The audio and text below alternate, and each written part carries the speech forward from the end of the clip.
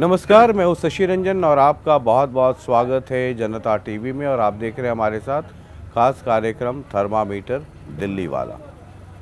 आज जो मेहमान हैं इसमें जिन्हें हम थर्मामीटर लगा रहे हैं, इंडियन नेशनल लोकदल के स्टेट प्रेसिडेंट हैं और कलायत से पार्टी के उम्मीदवार हैं। अब एक दौर था जब आईएनएलडी का ज़बरदस्त जलवा हुआ करता था। बीच में आपको पता है, वो दोहराने की ज़रूरत नहीं। पार्टी टूटी, जेजेपी बनी, फिर 2019 का चुनाव हुआ, अब हम 2024 में हैं। तब से लेकर अब तक दरिया में पानी बहुत बह गया। अब इस चुनाव में बीएसपी के साथ आईएनएलडी का गठबंधन है, कांग्रेस भी है। जिनको ये लग रहा है कांग्रेस के नेताओं को कि लोकसभा चुनाव के बाद उनकी वापसी हो जाएगी विधानसभा चुनाव में। बीजेपी सत्तारूढ़ पार्टी है और वो कह रही है कि इतना आसान नहीं है उसे सत्ता से बाहर करना। आईएनएलडी बीएसपी का गठबंधन है, उधर जेजेपी भी लड़ रही और उधर आम आदमी पार्टी भी। तो आज रामपाल माजरा साहब हैं जिन्हें हम थर्मामीटर लगा रहे हैं। बहुत बहुत स्वागत। धन्यवाद आपका। आईएनएलडी जिसका एक ज़माने में बहुत ज़ोर था, सरकार चली। पहले अगर आप इतिहास उठा के देख लें तो बीजेपी तो टिमटिमाते 2-4 लोग होते थे। मुख्य पार्टियों के तौर पे कांग्रेस और एक आईएनएलडी हुआ करती थी। आईएनएलडी की भी सरकार बनी तो बीजेपी के सपोर्ट से बनी या साथ में बनी। अब 2014 के बाद परिस्थितियां बदल गई और आपकी पार्टी, आप भी पार्टी से आईएनएलडी से बाहर गए, फिर वापसी हुई आपकी, आप स्टेट प्रेसिडेंट बने। 2024 से अब दरिया में पानी बहुत बह गया, हालात परिस्थितियां बहुत बदल गई। अब 2024 में रामपाल माजरा आईएनएलडी के स्टेट प्रेसिडेंट हैं। कैसे देखते हैं पार्टी को, 2024 के इस चुनाव को? आपने सारी बातें बताई हैं, पर आईएनएलडी का जो दौर था, जो डंका बजता था, आपने माना कि वो अब नहीं। और आपने क्या माना, वो तो सर्वविदित है। माना का मतलब जो चुनावी इतिहास है वो सर्वविदित है, और जो आपके वोट परसेंटेज हैं, जो नंबर्स आए हैं, वो सर्वविदित है जी। परंतु इस दौर को वापस लाना है। हमने यही ठाना है, हम एक नया इतिहास लिखेंगे। हमने कमेरे वर्ग के लोगों को इकट्ठा करने का फैसला लिया था और आज आप देख रहे हैं कि बहुजन समाज पार्टी और इंडियन नेशनल लोकदल पार्टी इकट्ठी लड़ रही है। और ये दौर तो बहुत बार बहुत दलों पे आए हैं।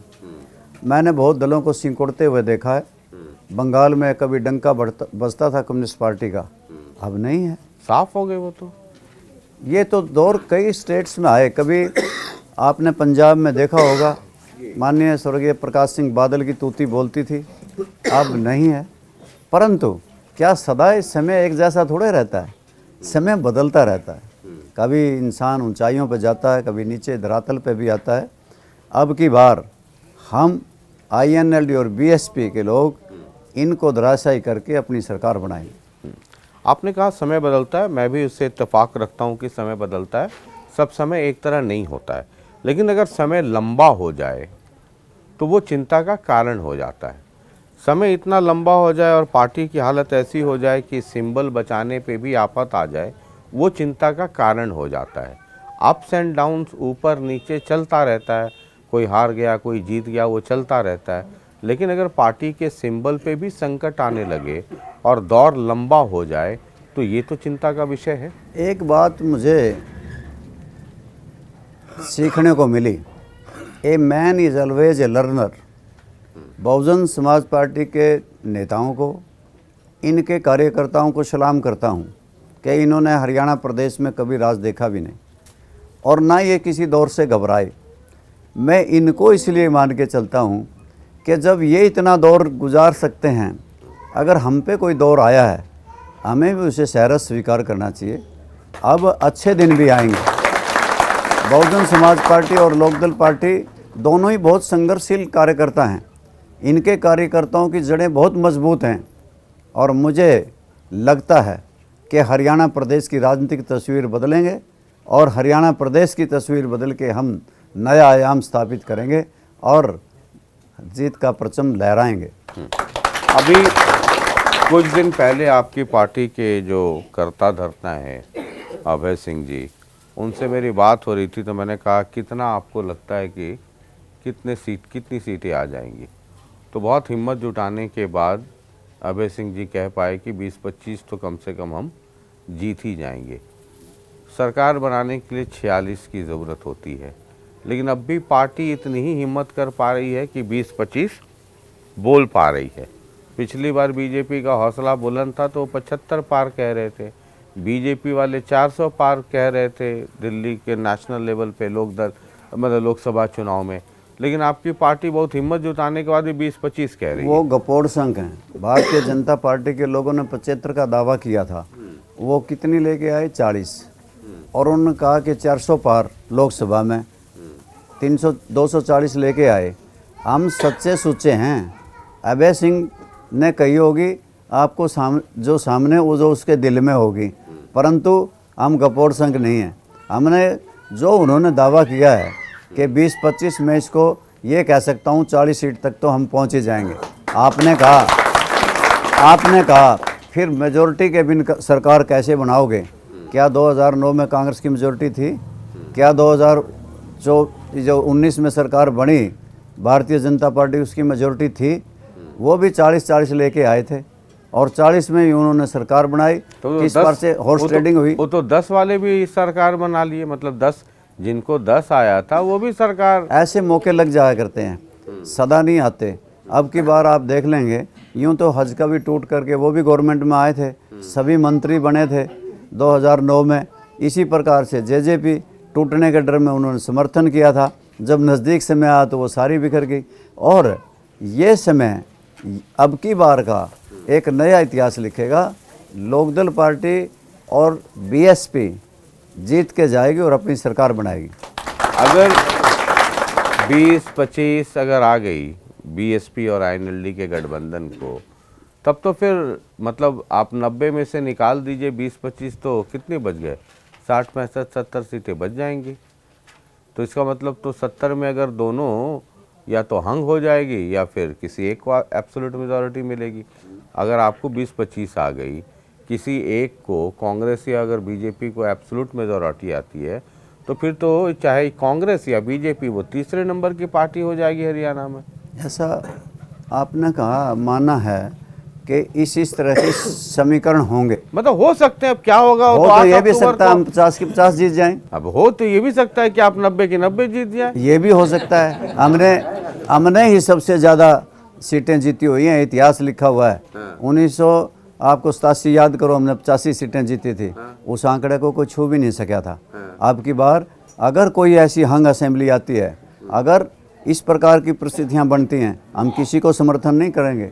भारतीय जनता पार्टी और कांग्रेस पार्टी को चिमटे से भी नहीं छुएंगे हम तो, बल्कि कोई हमारे आकर के समर्थन देगा तो ले सकते हैं, दे नहीं सकते। आप कहते हैं ले सकते हैं, हम दे नहीं सकते, हम चिमटे से भी नहीं छुएंगे। एक सिरसा है इसी हरियाणा में, नाम सुना होगा आपने। सिरसा से गोपाल कांडा हलोपा की सीट पर लड़ते हैं। हलोपा की अपनी उनकी पार्टी है, उससे वो लड़ते हैं। अभी बीजेपी के साथ नहीं हुआ तो फिर मैंने देखा कि कल तक जो आईएनएलडी और हलोपा का एकदम 36 का आंकड़ा रहता था सिरसा में, दोनों को देखा गोपाल कांडा और अभय सिंह दोनों लंबा लंबा माला गुलाब का पहन करके चले जा रहे हैं। दोनों ऐसे कि कौन से मेले में बिछड़े थे दोनों भाई के मिल गए, वो वहाँ जा रहे हैं। और उसके बाद क्या होता है, हलोपा के गोपाल कांडा कहते हैं कि हम तो भाई एनडीए के पार्टनर हैं। आप कह रहे हैं हम चिमटा से नहीं छुएंगे। उधर चुनाव के पहले मतलब हलोपा, आईएनएलडी, बीजेपी, मतलब ये एक कॉम्बिनेशन बन रहा है। और आप जिनको समर्थन दे रहे हैं वही कह रहे हैं कि भाई साहब हम तो एनडीए वाले ही हैं, और उधर अभय सिंह जी भी हैं। ये मतलब आप कहते कुछ हैं आपके साथ वाला आदमी कहता कुछ है, तस्वीर कुछ अलग बनती हुई दिखती है। आपको याद होगा एनडीए की फॉर्मेशन हमने की थी, शायद आपको इस बात का याद होगा कि एनडीए बहुत पहले से है और एनडीए को सबसे पहले हमने छोड़ा था। हम फर्स्ट पार्टी थे हिंदुस्तान की जिसने एनडीए को छोड़ दिया था। पर याद रखना है मेरी बात को कि चाहे गोपाल कांडा जी उनका व्यक्तिगत बयान कुछ दें अपने फ़ायदे के लिए, हमारा कोई संबंध एनडीए से नहीं, कोई इस बात से नहीं, कोई स्टेटमेंट से हमारा ताल्लुक नहीं। वो व्यक्तिगत तौर से कुछ दे लें, परंतु हम ना तो भारतीय जनता पार्टी से और ना कांग्रेस से कोई संबंध रखेंगे और ना एनडीए से हमारा कोई संबंध। भाई गोपाल कांडा ने अगर कुछ कहा तो वो व्यक्तिगत हो गया, लेकिन गोपाल कांडा को आपकी पार्टी गुलाब का माला लंबा लंबा पहन करके गए नॉमिनेशन करवाने। मतलब एक ही जगह पे तीन तरह की बातें हो रही हैं, फिर जब आप अनकंफर्टेबल होते हैं तो कहते हैं वो व्यक्तिगत है। व्यक्तिगत उनका बयान है और मैं being the president of INLD मैं ये स्टेटमेंट दे रहा हूँ कि हमारा भारतीय जनता पार्टी से और एनडीए से कोई ताल्लुक नहीं, ना उनको के पास जाएंगे, किसी भी प्रकार का उनसे गठबंधन नहीं रखेंगे। ऑपोजिशन के जो लोग हैं, जो आपके विरोधी पार्टियां हैं, चाहे वो कांग्रेस हो या दूसरी पार्टियां हैं, वो कहती हैं कि आप देख लीजिए, एक तो ये जब से गोपाल कांडा का स्टेटमेंट आया तब से ये फिर जोर पकड़ लिया, इस पे बहुत तरह की बात होने लगी। अब वो कहते हैं कि आप देखिए गोपाल कांडा ने एक स्टेटमेंट दे दिया कि हम तो एनडीए वाले, जो अभी बात हुई। दूसरा वो कहते हैं कि सिरसा में बीजेपी ने जो टिकट दिया, आदित्य चौटाला का टिकट काट दिया, मीनू बेनीवाल को एलनाबाद से नहीं दिया, कि जिस तरीके के कैंडिडेट सिरसा में दिए और जिस तरीके से INLD पवन सैनी के खिलाफ या जो भी कैंडिडेट उतारी है, अब ये लोगों में चर्चा है या जो पॉलिटिकल पार्टीज, अब दूसरे वाले लोग आपका गुणगान तो करेंगे नहीं, आपकी कमियां निकालेंगे। वो कहते हैं कि बताइए ये अंडर द टेबल, मतलब टेबल के नीचे बैठ कर के पर्दे के पीछे, क्या ये एक अंडरस्टैंडिंग नहीं है INLD और बीजेपी में? ये बात उनकी पार्टी के फैसले हैं। भारतीय जनता पार्टी ने अपना निर्णय अपने हिसाब से किया। उन्होंने किसको टिकट दिया, किसको नहीं दिया, हमारे यहाँ तो इस तरह की बात है नहीं। उनके पास कोई प्रबल उम्मीदवार था ही नहीं। हमारे यहाँ कलायत में तो कोई इस तरह की बात मुझे नहीं नज़र आती। यहाँ तो मंत्री थी, मंत्री को टिकट दिया, उनके बराबर का कोई मैं तो था सिरसा नहीं। की बात कर बट रहा हूं। आपने जो सिरसा का जिक्र किया है, ये बात पहले भी सोशल मीडिया पे आई, परंतु ये उनका निर्णय था। उन्होंने अपने निष्ठावान कार्यकर्ताओं को दिया होगा। आदित्य चौटाला का क्या हमारे कहने से टिकट काटा है? वो तो उन्होंने दिया नहीं, फिर हमने दे दिया। और इस तरह की आपने देखी होगी किस तरह से लोगों ने इन दिनों, किसी ने कांग्रेस से टिकट नहीं मिली, उन्होंने बीजेपी की ले ली, बहुत से ने बीजेपी की नहीं मिली तो कांग्रेस की ले ली। और कांग्रेस कोई ना कोई एक आध हमारे पास भी आ गया तो आप उसका बहुत बड़ा जिक्र करें बैठे हो। आप उनका भी करो कि जिन लोगों के कल तक कांग्रेस में थे और जा करके बीजेपी की टिकट ले आए और बीजेपी वाले कांग्रेस के लिए आए। वो तो मतलब वो तो अब जिनका लार्ज स्केल पे हुआ, जितना जेजेपी के थे सब बीजेपी में चले गए, जिनका लार्ज स्केल पे हुआ उनका जिक्र नहीं, जिक्र हमारा है। हाँ, जिक्र आपका है आदित्य चौटाला की वजह से नहीं। एक कहते हैं कि एक अंडरस्टैंडिंग है, और खास के गोपाल कांडा के स्टेटमेंट ऐसी कोई अंडरस्टैंडिंग है नहीं। अंडरस्टैंडिंग है, बल्कि बीजेपी की अगर हमारे कैंडिडेट्स को ना मिले तो कांग्रेस दे दियो, और कांग्रेस वालों को ना मिले क्योंकि 20-20 एक हल्के में करके दे तो तुम बीजेपी वाले दे दियो। हमारी कोई उनके साथ अंडरस्टैंडिंग नहीं। और मैंने तो आपको ये कह दिया कि उनका व्यक्तिगत बयान हो सकता है गोपाल कांडा जी का, हमारा उससे कोई संबंध नहीं है। हम कलायत पे जरा आ जाते हैं। ये कलायत कैथल, इसकी दोस्ती बड़ी मशहूर रही, और इस इलाके में 3 लोग हैं जिनकी दोस्ती की चर्चा ज़बरदस्त रही, और चुनावी दोस्ती की चर्चा तो खूब होती रही है। एक हैं कैथल से रणदीप सुरजेवाला, दूसरे हैं कलायत से रामपाल माजरा, और तीसरे एक आपके और मित्र हैं जो बीच बाच में इधर उधर घूम घाम के फिर वापस कलायत आ जाते हैं, वो हैं अरे अपने मित्र का नाम तो आपको पता होगा। आप ही बता दो। जयप्रकाश यानी जेपी, है ना। आप तो अपना कलायत में रहते हैं डटे हुए, रणदीप भी अपना कभी बेंगलोर, कभी कर्नाटका, कभी इधर उधर घूम घाम के फिर कैथल आते रहते हैं। और ये जो तीसरे वाले भाई साहब हैं जेपी, ये अपना हरियाणा, कभी हिसार, कभी आदमपुर, इधर उधर जींद जूंद घूम घाम के फिर वापस कलायत आ जाते हैं। अब यहाँ की कलायत की कहानी क्या है राजनीतिक तौर पे, और इन दोस्तों की जो दोस्ती है वक्त वक्त पे बदलती रहती है ना। कभी आपको और उनको देखता हूँ, कभी उनको और उनको देखता हूँ, मतलब ये चलता रहता है।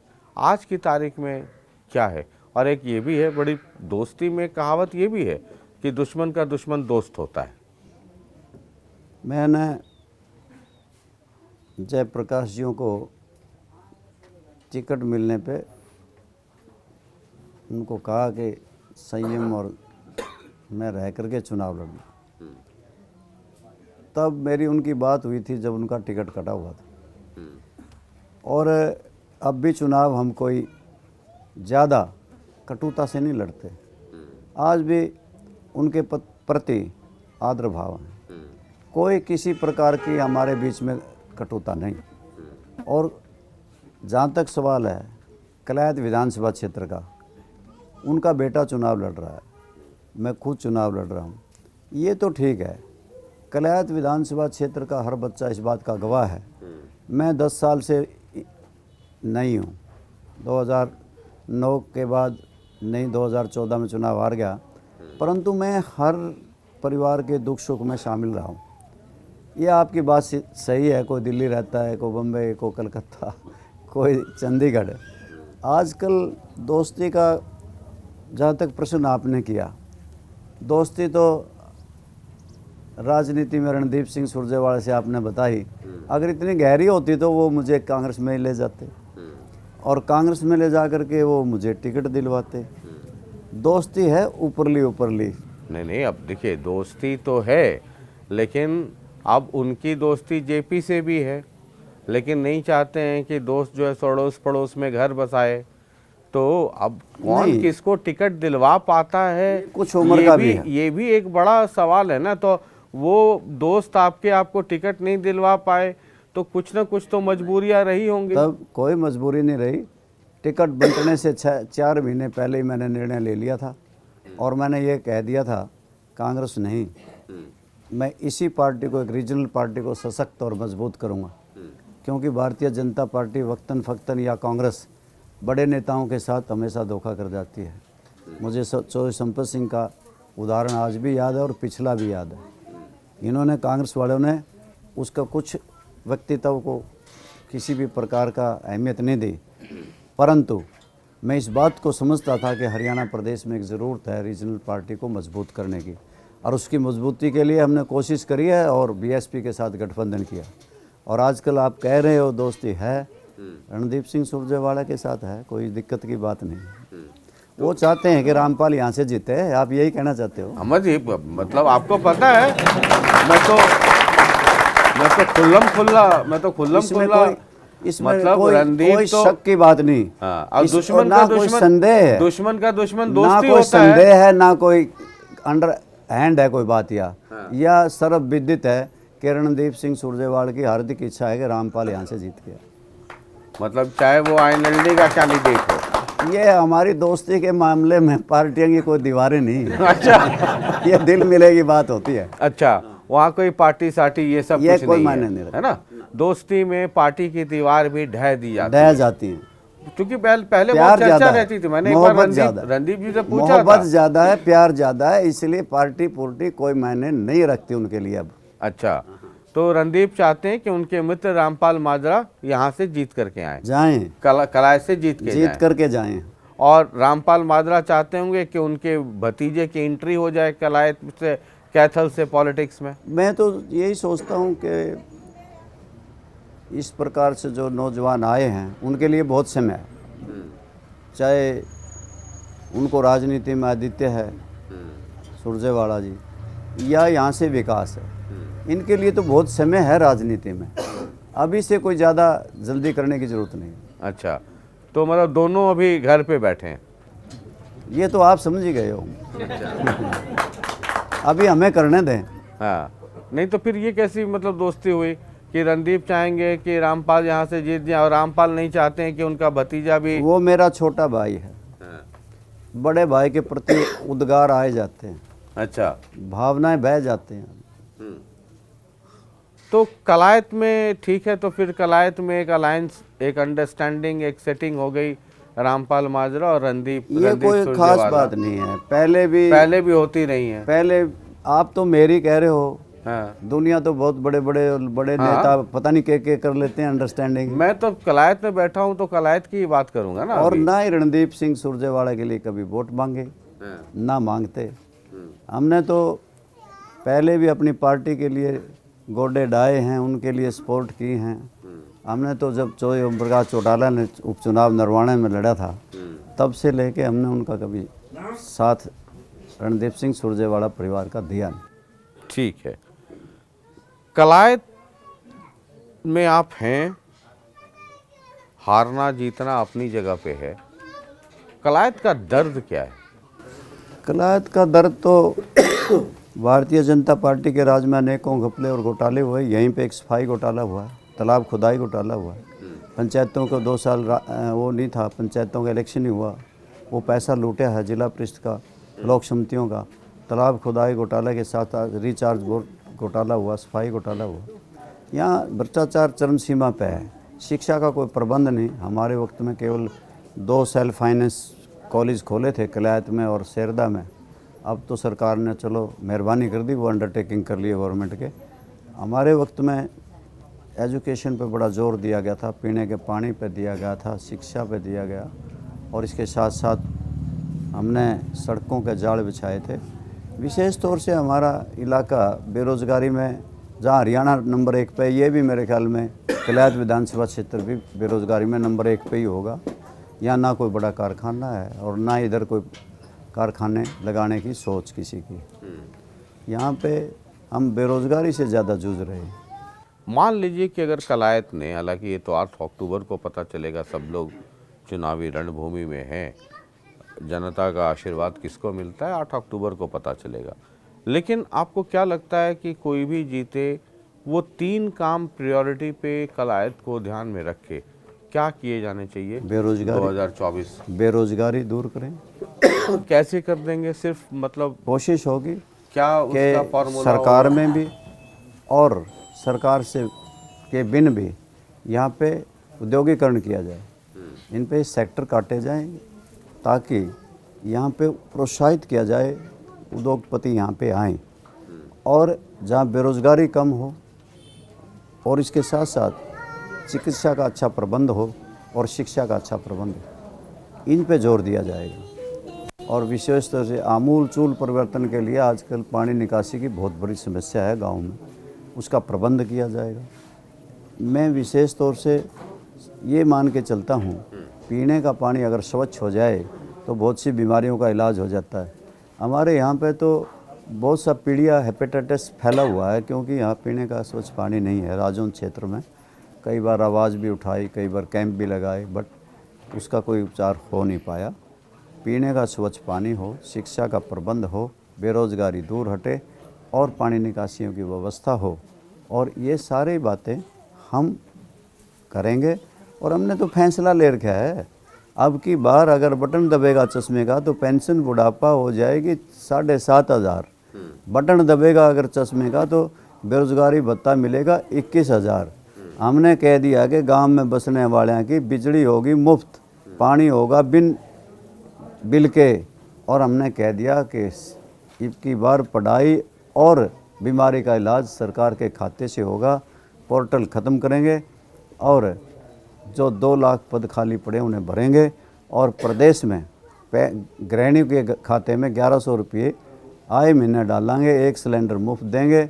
और इसके साथ साथ चौधरी देवीलाल आवास योजना के तहत 100 गज के प्लाट, साथ में मकान बना के देंगे। हम हरियाणा प्रदेश के लाखों कर्मचारी जो आंगनबाड़ी वर्कर हैं, आशा वर्कर हैं, चाहे सफाई कर्मी हैं, चाहे नरेगा मेट हैं, उनको सरकारी कर्मचारी बनाएंगे। हम चंडीगढ़ पे अपना हक नहीं छोड़ेंगे, हम अलग से राजधानी बनाएंगे, अलग से हाई कोर्ट बनाएंगे। ये हमारे फैसले। चलिए, तो बहुत बहुत शुक्रिया बातचीत करने के लिए। और कलायत कैथल की दोस्ती जिंदाबाद सदा रहे, कायम रहे, सदा कायम सलामत रहे, सदा कायम रहे। सलामत रहे। तो 8 अक्टूबर का इंतज़ार आप भी करेंगे, हम भी करेंगे। राजनीति में कौन दुश्मन कौन दोस्त, न जाने कब याराना बढ़ जाए, कभी दोस्ती में बदल जाए। कोई राजनीति में लंबा चौड़ा बैर विरोध नहीं होता। तो ठीक है, मतलब दोस्ती कायम रहे, और दोस्ती ऐसी रहे कि चंडीगढ़ तक जो है चर्चा हो जाए, एक ही गाड़ी में आना जाना भी हो जाए। बहुत ही अच्छी बात होगी। चलिए, धन्यवाद, बहुत बहुत शुक्रिया आपका। और ये रामपाल माजरा जी हैं, और जो लोग इस इलाके से वाकिफ़ हैं, कैथल, कलायत, तो ये 3 नाम हैं जिनकी चर्चा खूब होती है, और उनकी बनती बिगड़ती दोस्ती और उसके इक्वेशंस की भी चर्चा बहुत होती रही है। तो आपको पता है, मैं तो मतलब वो वाला आदमी हूँ, कहते हैं ना खुला खेल फर्रुखाबादी। तो रामपाल जी मिल गए, तो हमने पूछ लिया कि आपके दोस्तों का समाचार क्या है। कह रहे हैं कि दोस्त सब ठीक है, सब कुशल मंगल है, खुशी राजी है, और सब दोस्त कह रहे हैं कि चंडीगढ़ तुम्हें इस बार भेजना है।